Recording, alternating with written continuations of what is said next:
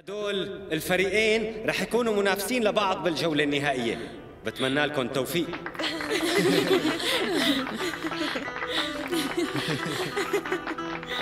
نحن جاهزين لكل شيء. طبعا.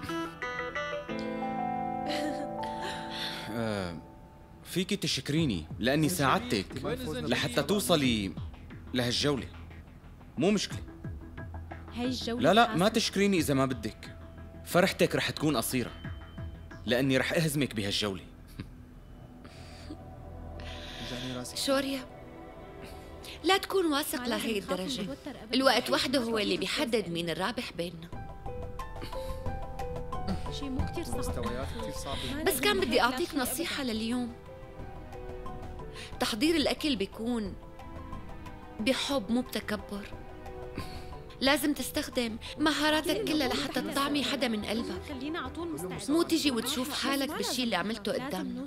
تعرف شوريا، أمي تعودت تقول لما كنت صغيرة يا مهيك حضري الأكل بكل حب والناس وقتها رح يحبوه. تعرف ليش؟ لأنه هالشي بيكشف نيتك والدفى الموجود جوات قلبك. شوريا، هذا الفرق بين فريق وايلد تشيليز وفريق مهك وأهلها. هاليوم كتير حلو. خلص لا تتخانقوا. شوريا، حقيقة إني كون صادقة هذا انتصاري الكبير وما بدي أكتر من هيك أبداً. إيه ما كتير تفرحي يا حلوة. هذا الشي رح يكلفك بس يوم واحد، ورح تشوفي هذا الشي يا مهيك شارمة لما رح تخسري.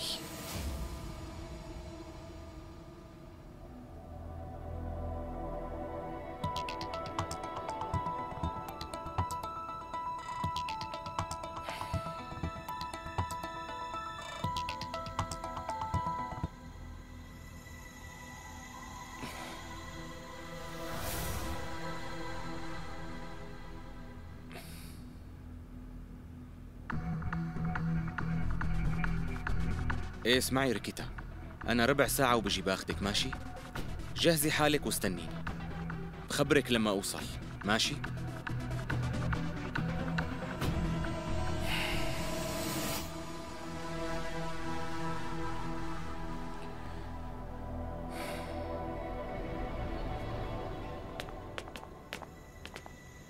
شوريا، اللي عم تساويه كلياته غلط. لا أنا عم ساوي الشي الصح. أنا بظن إنه ما لازم تعمل هيك.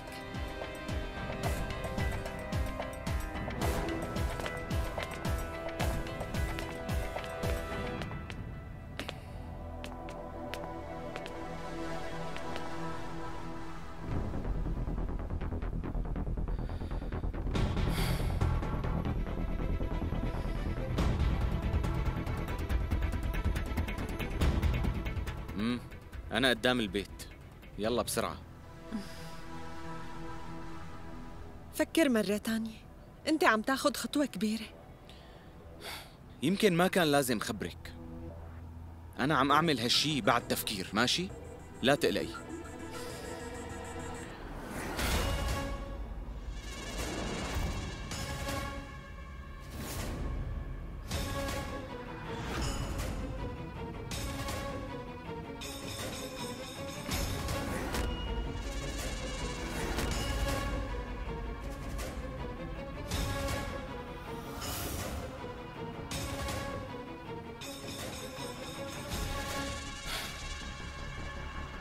هاي الاتفاقية اللي رح تفيدنا نحن الاثنين.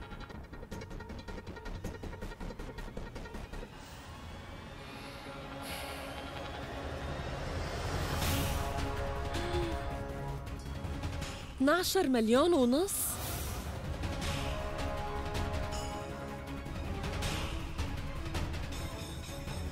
في شغلة كتير مهمة. هذا الإيصال رح ينصرف بس لما الشغل بيصير.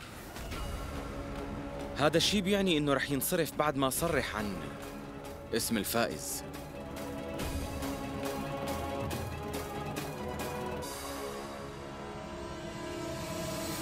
هذا غش. لك شبك ريكيتا، هي المنافسة، وأنا بدي أربحها بأي وسيلة ممكنة. إيه، هدول اللي بيعملوا حالهم مناح وبيحكوا عن الصدق كلياتهم ضعاف، لأنه مهك دائما بتحاضرني. هلأ دوري، أنا رح أهزمها ودمر لها هذا الوهم كلياته، بس استني وشوفي.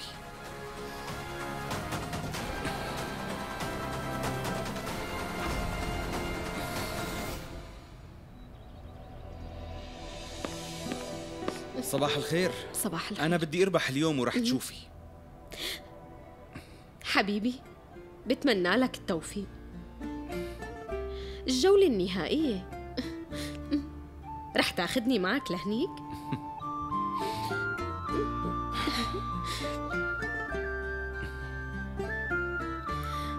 طبعاً رح أخدك معي أمي. معقول أتركك؟ سلام. شوريا، فيني أقول شي؟ إيه؟ احكي. ابني، ما بيهم مين رح يربح بيناتكم، ما بيهم قديش الربح شي مهم. لا تفكر بهالطريقة أبداً. ما تعمل شي يترك أثر سيء عند شخص معين. ابني تذكر، فوز بنتي ما هيك بيكون فوز إلك كمان. هذا الشي بيعني إنك متأكدة من ربح مهك، ما هيك؟ لا ابني، بس أمي ما تقلقي، أنا اللي رح أربح بهذا اليوم، لأنه ريكيتا بفريقي أنا، متأكد. يلا.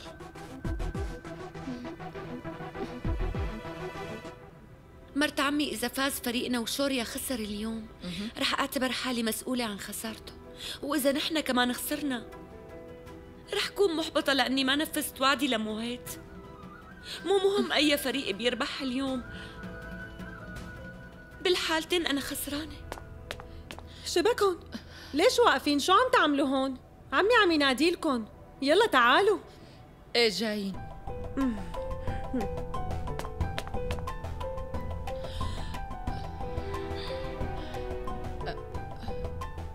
مهك بشو عم تفكري؟ ما بعرف مرت عمي، أنا لما شاركت بمسابقة الطباخ الناجح من زمان ما كنت خايفة هيك ولا حتى قلقانة، بس هالمرة صدقيني أنا محرجة كتير يا مرت عمي. بتمنى لو فيني خسر حالي وأطلع من هالجو وما زعل حدا منكم وخلي بيت حماية وأهلي يربحوا، هيك أحسن لإلي ولإلكم. أنا بعرف يا مرت عمي إني ساويت الشي الصح لما اخترت ساعد موعد، بس ماني عرفانة ليش أنا هلأ حاسة إنه أنا أذيته لشوريا وقت وافقت إني نافسه. كل مرة بتحط ببالها هيك أمور، اهتمامات عيلة أهلها وبيت حماها بنفس الوقت. بدي منك ما تفكري بمثل هالأمور اليوم. انتي بس ركزي بهاي المنافسة يلي رح تقدميها.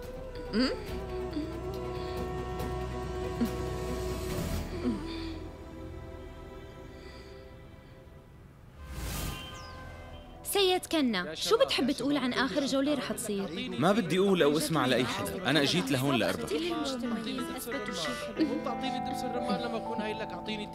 الحقيقة رح نعمل كل شي بنقدر عليه لحتى نربح هالمسابقة، ورح نترك الباقي للحكام وبنتمنى نعجبهم. بتمنى تتكرر هيك مسابقة. متأكدة إنه رح نربح يعني هي مسابقة فريدة من نوعها. ليش رايحة بدك تشوفيه هلا؟ مهيت شو عم بتقول؟ هو صار عائلتنا، بس هو اليوم منافس لأنه ما تنسي هالشي. اسكت. شوريا، أنت متأكد؟ ريكيتا خلص، أنا ما عاد بدي أتناقش معك بهالموضوع نهائياً. نحن ساوينا الشي الصح، مفهوم؟ انتهينا. شوريا كنا ما بيعمل أي شي غلط.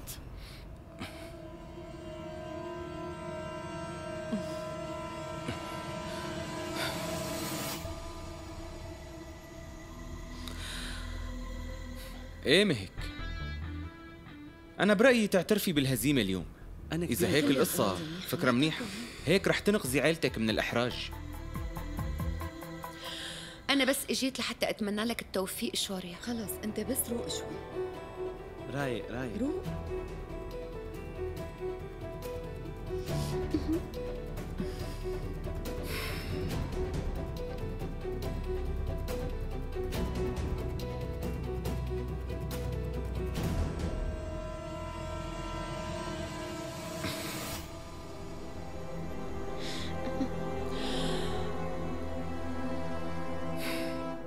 ما في داعي تعملي هالشي، لأنه أنا متأكد إني رح فوز اليوم.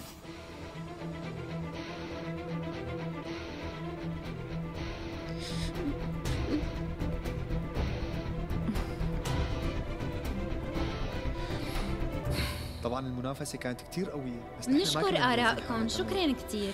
موفقة مهك.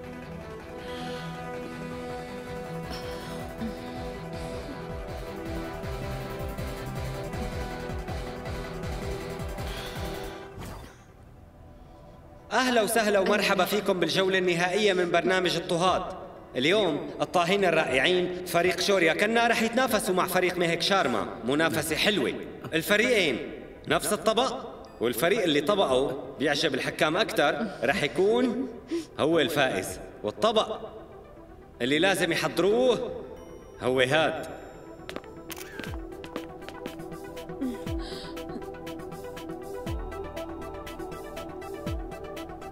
عبارة عن رز مع كاري مميز. أكثر جزء مشوق بهالجولة إنه وصفة الطبق ما رح تكون معكم هلأ، بس بتذوق الطبق لازم تعرفوا كيف تم تحضير الطبق، ولازم أنتوا تحضروا مثله، ورح نشوف مين الأشطر. ريكيتا جاهزة؟ ايه جاهزة. يعني شلون الواحد إذا دقوا للطبق رح يعرف طريقة تحضيره؟ مهك خدي وقتك بالأول، لازم تحاولي تفهمي شو هي المكونات الرئيسية. خدي مي، بعدين رجعي دوقي الطبق كمان، وحاولي تعرفي شو هي النكهات المنضافة، ماشي؟ أنا بطلب من ريكيتا وبطلب من مهك كمان يجوا اثنيناتهم، لأنه بالأول لازم تذوقوا الرز والكاري، وبعد ما تذوقوا الطبق وتجهزوا قائمة المكونات اكبسوا الرز. ريكيتا متأكد إنه رح تساعدينا، روحي.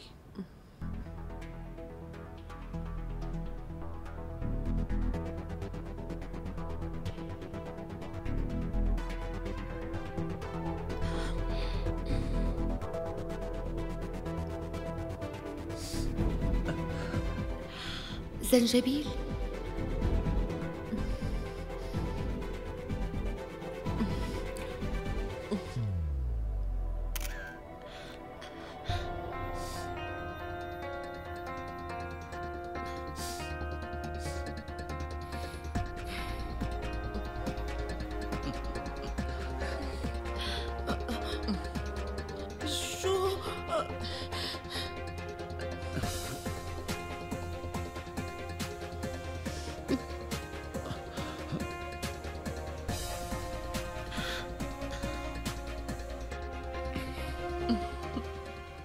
ضيفي حليب الكركم الطازج بعد ما نطحنه بدل الكركم المجفف.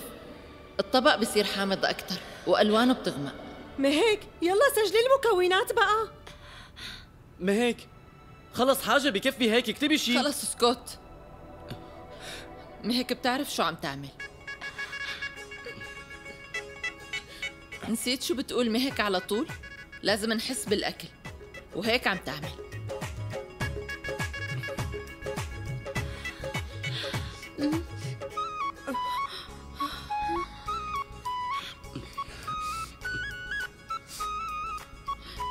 أنا متوترة كتير. شو عم تعمل مهك؟ ليش ما عم تكتب؟ خايفة ما نفوز. ريكيتا انتبهي، وراء الكاري. استاذ ما في داعي نضيف ورق الكاري لتظهر الطعمة أكتر. استاذ أنا خلصت. إيه مهك هلا رفعت ايدها، هالشي بيعني انه مهك عرفت شو لازم تحضر. روحي مهك على حجرة المؤن هنيك وخذي المكونات اللي بدك اياها لتحضري الطبق بسرعة. بالتوفيق. شكرا. ما فينا نضيع وقت، اعطيني اياها لشوف. لسه في مكونات ما كتبتهم. انا اسف، لما بتاخدي القائمة على الغرفة ما فيكي ترجعي تغيريها. اعطيني اياها. في مكونات لازم نضيفها.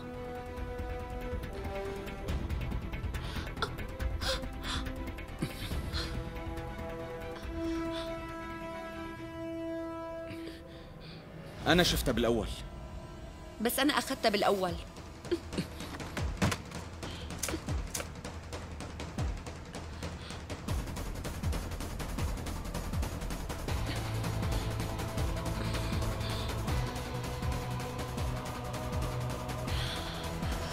دقيقة، انت شو عم تساوي؟ هاي بذور الشمر. أنا بعرف إنهم موجودين كمان بالطبق. إذا بتوثق فيني شوريا خدهم معك. أنت بتعني لي أكثر من هاي المسابقة بكتير. أصلاً مبين في كتير مكونات ما عرفتوها، بس أنا ما فيني ساعدك أكثر من هيك. ما بدي أبداً إني اختار بينك وبين موهيت، صدقني شوريا، بس الوضع عم يجبرني. أنا آسفة.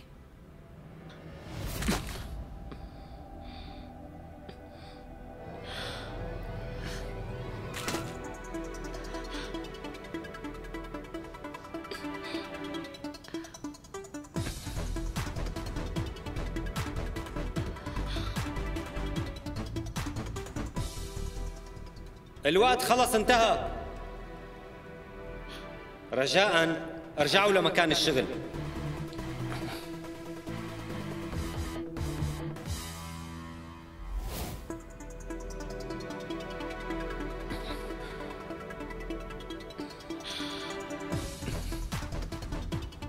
جيب لي هداك الصحن. استاذ، إذا ما هيك ربحت بهذا اليوم وقت نحن رح نخجل كثير قدام المستثمرين الكبار، ظاهر إنه هن حاسين بالغش، لأنه المدام ما هيك شارما ما رضت تمثل فريق وايت تشيليز.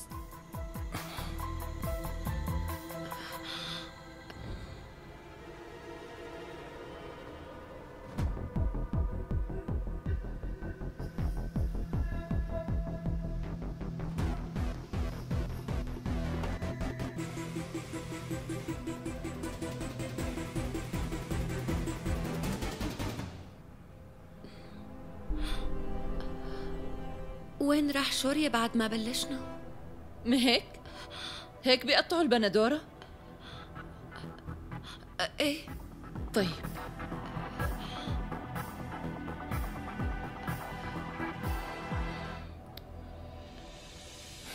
لحظة، أنا ما بيهمني، ما بدي أسمع أي أعذار، مفهوم؟ الإيصال رح ينصرف وبعد ما تخسر مهك، مفهوم؟ شو بدي ساوي أنا بس بتهمني النتيجة وبس، والمهم عندي إني أربح المنافسة بأي طريقة ممكنة.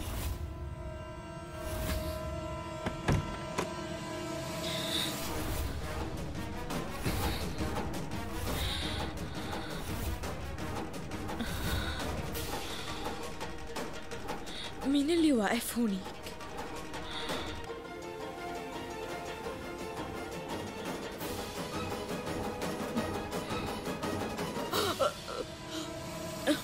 هي انتي سونال، شو عم تعملي هون؟ خوفتيني كتير.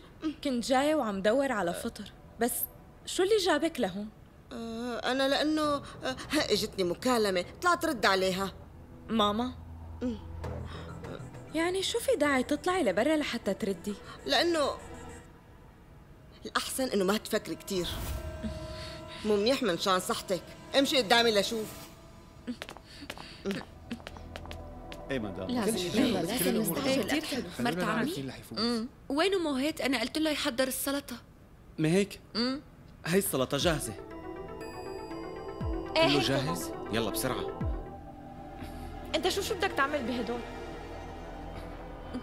الطبق جاهز بس فيه شي ناقص.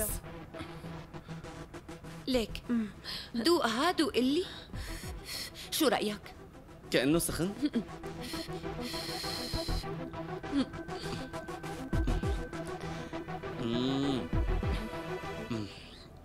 تاخد العقل. كثير حلو.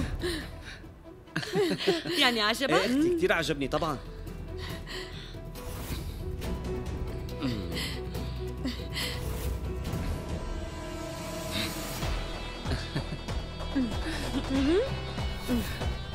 رح أعمل أي شي بقدر عليه لفوز بهالمسابقة، ما رح خليكم تفوزوا علي.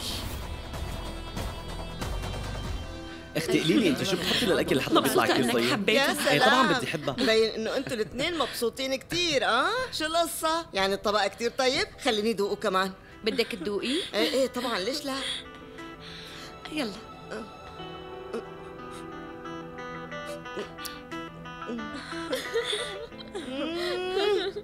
شي بياخد العقل عن جد كثير. ايه بحب الطبق تبعك اكثر من الطبق الرئيسي، ما هيك؟ صدقيني انت اشطر طباخه بكل العالم. يلا خلوني ساعدكم شوي مشان شارك بهذا. انا واثقه انه نحن يلي رح نربح اكيد. شوف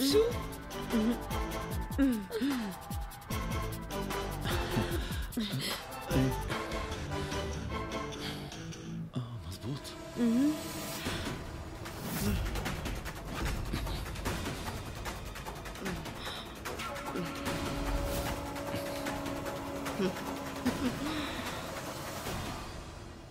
عن جد هالمسابقة كتير حلوة وممتعة. اي نعم. ممتاز للكل، نحن اكيد رح نحتفل بعد شوي، بس اصبروا لحتى تخلص المنافسه. كل شيء جاهز هلا؟ إيه ما كله. هيك ممتاز. اختي اكيد رح كل ننبسط شيء كتير طلبتيه لما مني تخلص صار جاهز. المسابقة. منيح هيك؟ ايه استنى، تعال لهون وانا رح شوف. يلا بعتذر اختي. يلا تفضل. يلا بابا يلا.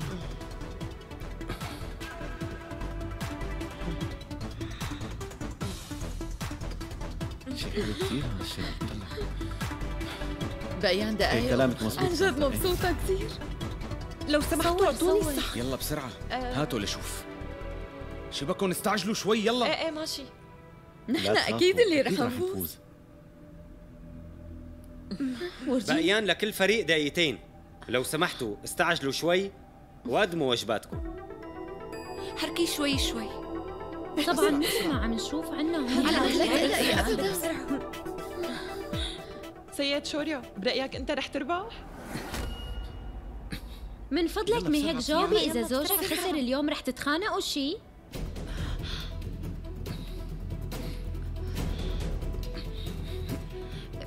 ليكوا يلا استعجلوا شوي. مهيت ايه لو سمحت اعطيني الرز، خليني اسكبه بالصحن. طيب يلا. ماما شو صاير؟ ولا شيء، مو صاير لي شيء، انا عم ساعدكم. استنوني شوي رح ارجع. يلا بسرعة، يلا استعجلوا استعجلوا، شوي. يلا اشتغلوا. لهلا ماني متأكدة، حاسة في شيء ناقص وخايفة اضيف شيء ويطلع غلط.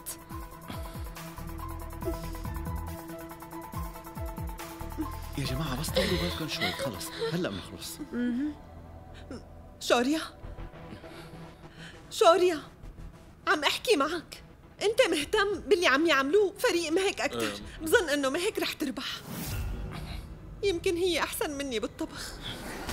ريكي تفهمي شغلي، حتى لو هي أحسن طباخة بالعالم أنا اللي رح أربح هالمسابقة هي، لأنه ما بسمح لأي حدا إنه يهزمني. الربح مو عادة بالنسبة إلي، لا هو ضرورة مطلقة، فهمتي؟ وهلأ مضت دقيقة، ضل 60 ثانية. ليش تأخرت فيهم بسرعة؟ يلا يلا على السريع شوي.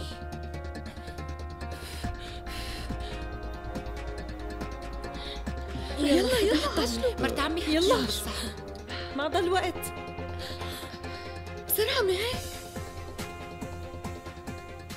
بلش العد التنازلي.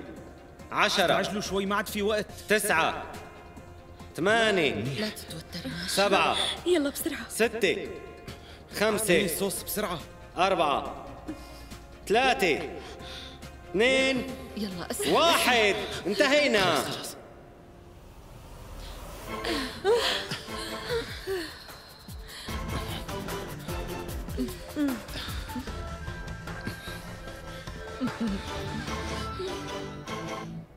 بدي اسأل الجمهور، بتظنوا أي فريق رح يربح؟ أكيد ما هيك اللي رح تفوز، ما هيك اللي رح تفوز، اكيد ما هيك رح تفوز تربح. وما حدا ما غيرك. هيك نحن عم نشجعك. نحن معك ما هيك كلياتنا يا نحن مهيك. معك. نهال وين امي؟ ما بعرف وينها، ما بعرف وين بتروح.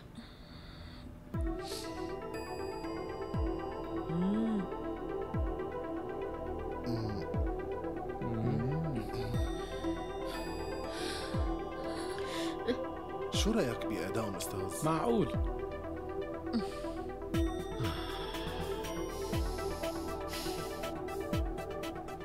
شوريا اصبر شوي، عملنا اللي علينا.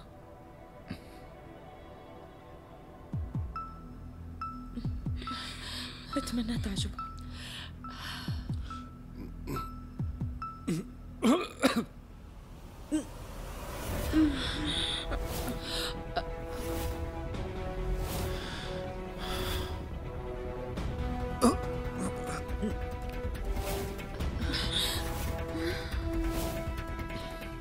ليش الحكام متضايقة وما فهمت؟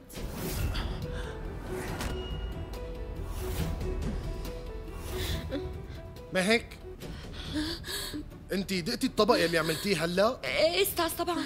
ليش؟ رح تعرفي ليش. فيكي تجي تدوقيه قدامنا؟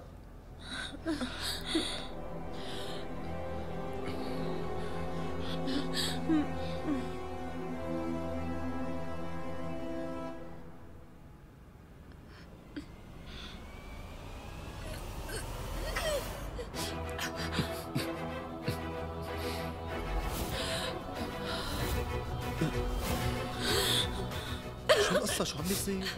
شو عم بيصير؟ كيف الصحن صار كتير مالح؟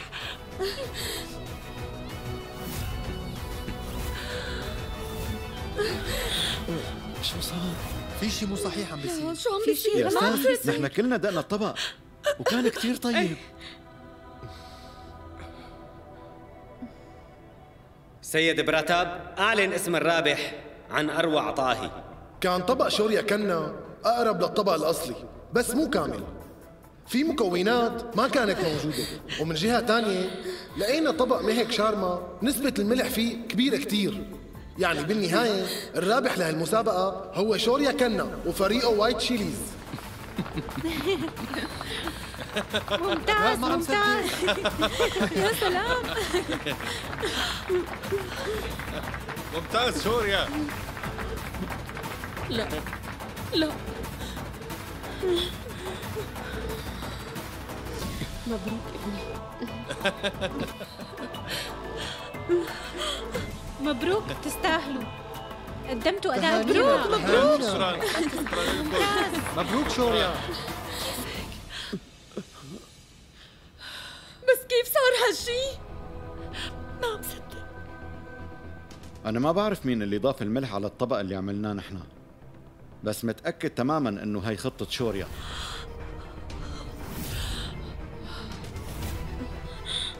أكيد هو ورا هالموضوع هاد. كيف فينا نتأكد إنه هو ورا هالموضوع؟ كان بعيد وما قرب لعنا أبداً.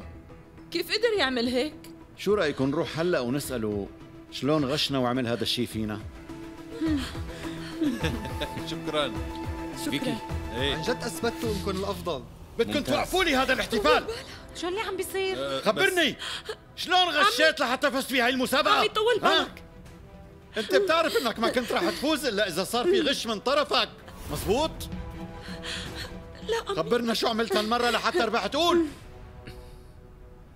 ليك يا عمي، رح أعطيك رقم مستشار نفسي موهوب، فيك تروح لعنده.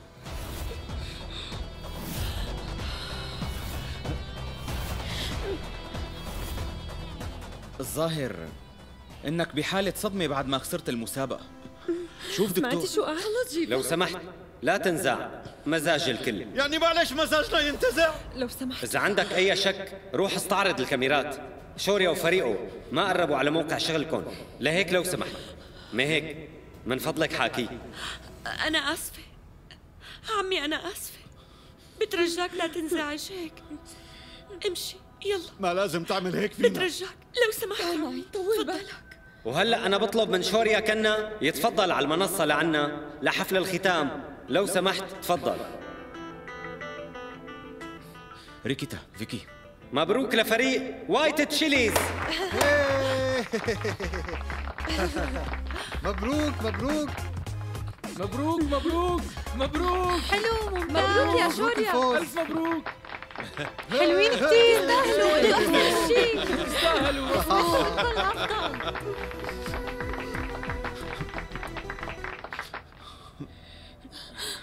مشاهدينا، هلا كل العالم رح يقدر يذوق من الاكل الطيب لهالفريق هاد، ولانهم الرابحين بالمنافسه رح يحصل على فرصه ليفتح افرع بلندن، باريس، نيويورك، سنغافوره وطوكيو وكثير مدن ثانيه. مبروك مبروك. شكرا. على طول انتوا الأفضل. رح اجيب رفقاتي واجي لعندك على المطعم.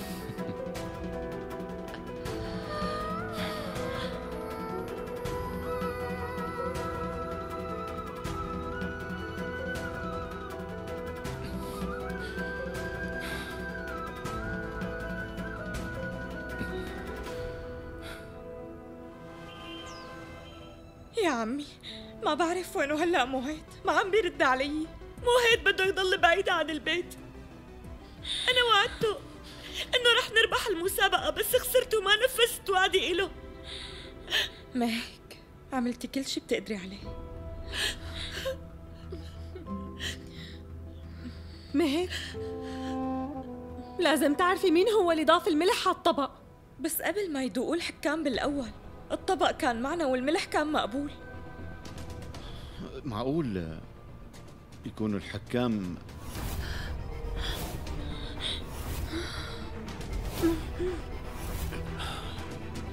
وهن ضافوا ملح على الطبق لحتى يخلوا شوريا يربح بهالمسابقة ونخسر نحن؟ شو عم بتقول جيفان؟ ليش الحكام حتى يعملوا هيك؟ لأنه شوريا بيقدر يشتري أي حدا بده إياه. لا مو معقول، شوريا ما بيعمل هيك شيء أبداً. بتمنى ما يكون هيك يا بنتي، بس ما في شيء مستبعد. ايه فيني افهم اللي عم تقوليه، بس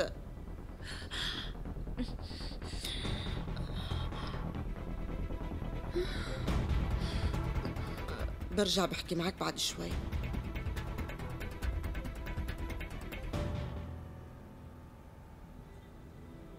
ليكي مهك بدي اسألك سؤال، حتى لو انزعجتي اعتبريني اختك الكبيرة. في حدا من قرايبيني اتصل فيني هلا على التليفون، هن عم بيقولوا انه الطبق كان معك انت قبل ما نقدمه للجنة، وهن عم بيشكوا فيكي انت. هن كان قصدهم انه مهك اللي غشت.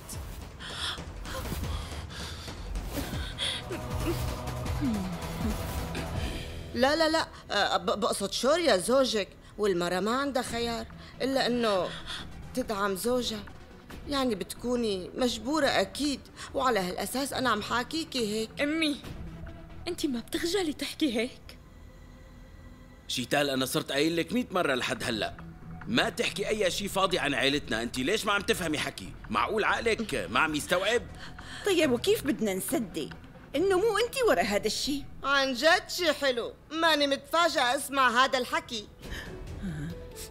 لو كان بدي انزع طبق حدا اكيد وقتها كنت رح انزع طبقه لشوريا كنا. كان بدي موهيت يربح، لانه بربحه رح تستفيد بنتي سونال وحفيدي اللي معها. امي بكفي.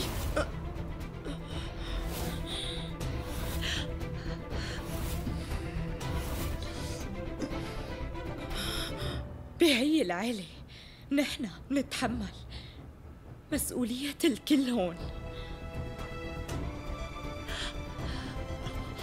وإذا خسرنا الكل بيتحمل مسؤولية هذا الشيء. أنا متأكدة إنك رح تجيبي صبي، وأنا عم خبرك إنه لساتني عم شك بمهك. شوفي، وايت تشيليز إلها وشوريا زوجها، هي طبيعي تكون مبسوطة. ماما بس رجاءً، حكيتي كتير.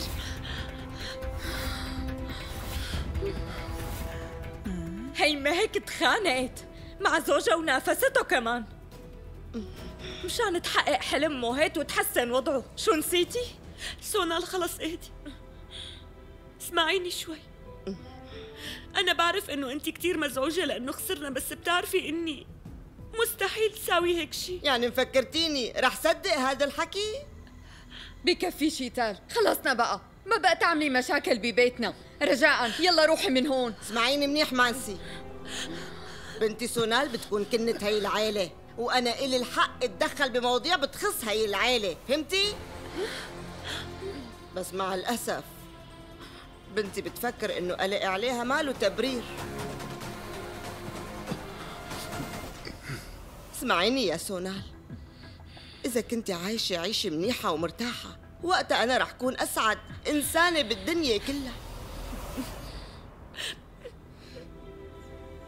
خالتي بترجاكي أنا بترجاكي إنه ما تتخانقي مع بنتك.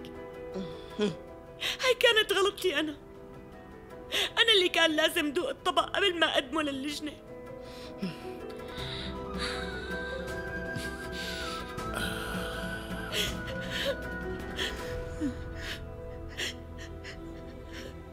لا تبكي يا حلوة، لا تبكي.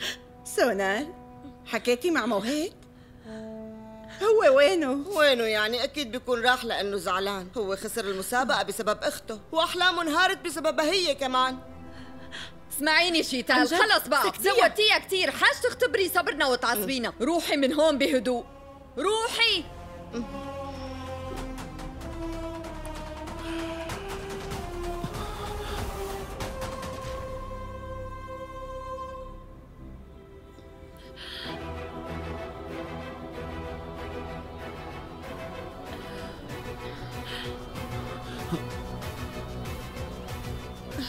شو هاد؟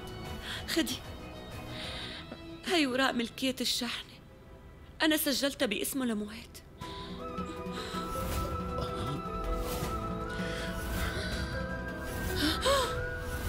شلون بتاخدي هيك قرار من غير ما تسألينا؟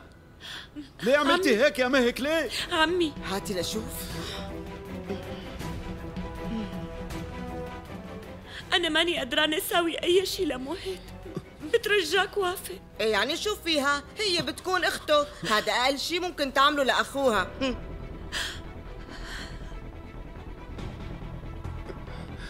عمي أنا رح أروح على البيت، خالتي أكيد عم تستناني.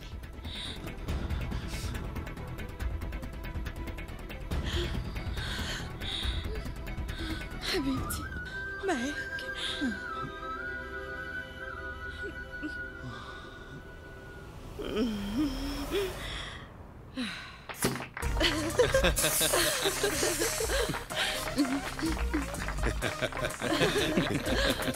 عن جد شي كثير حلو، مبسوطين كثير. هذا الإنجاز مهم. ايه طبعا. اسمعوني شوي، في عندي أخبار حلوة. المستثمرين حكوا وباركوا لنا كمان، هن رح يشوفونا الأسبوع الجاي لحتى نتناقش بخصوص المطعم. تفضل. ممتاز. طبعا. فيكي، مهك لسه ما اجت؟ ما بعرف، يلا رح اتصل فيها. أنا بعرف، بجوز تكون عم تبكي بشي زاوية، أو ممكن عم تلاقي لها شي عذر لحتى تبرر خسارتها، وعم تقول إنه الناس الصادقين بيوقعوا بمشاكل وهيك. خلص نسوها، يلا انبسطوا.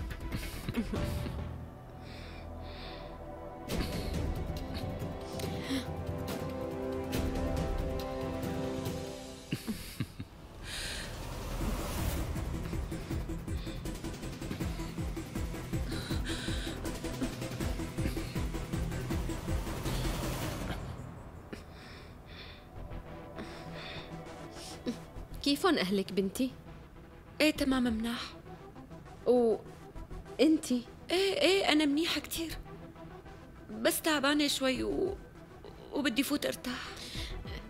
ايه فيك تروحي.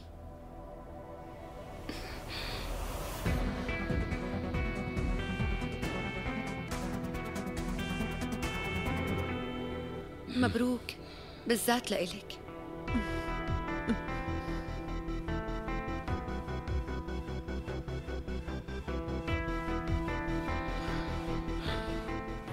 مهك كيلي،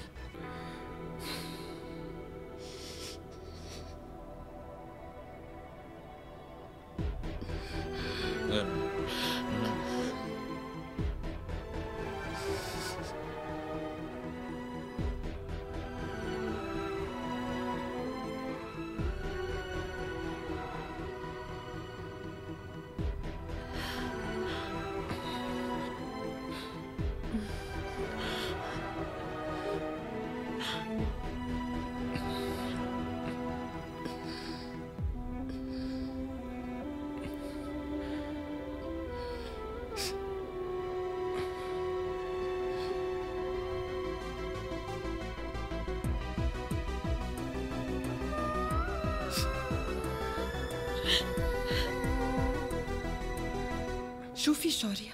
أنت مزعوج من شي؟ الأحسن بالأخير هو اللي بيربح.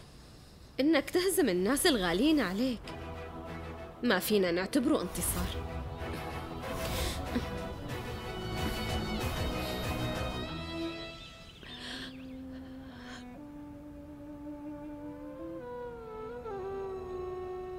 مهك؟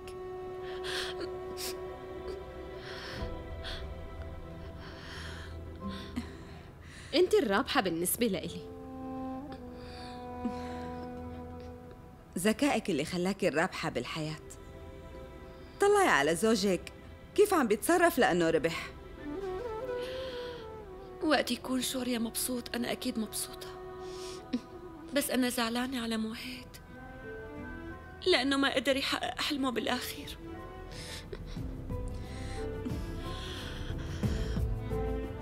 يلا خالتي روحي ارتاحي.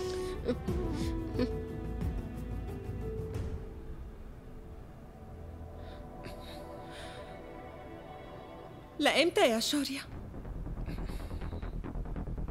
الشي اللي عم تعمله كلياته غلط، ورح أضل عيد هذا الحكي طول الوقت لحتى تخبرها. لازم تقول لمهك كيف ربحت بالمسابقة. ريكيتا رجاءً، مهك ما بتعرف بهالقصص. هذا اسمه شغل والعالم سوق، كل شيء بينشرى فيه، وبيكفي الواحد انه يقدر يشتري اللي بده اياه، فهمتي؟ عن جد؟ معناتها خبرها، احكي لها أو خبر أمك. أنت ليش متردد؟ ها؟ لأنه أنت بتعرف إنك غلطان، مزبوط؟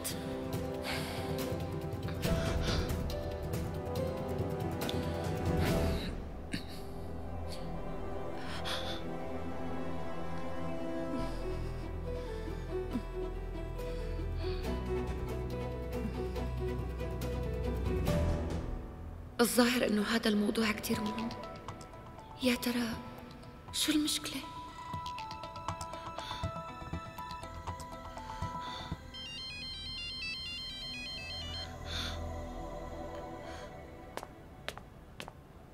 أهلين.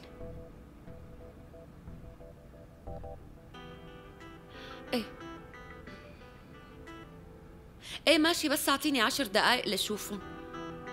ماشي، ثواني.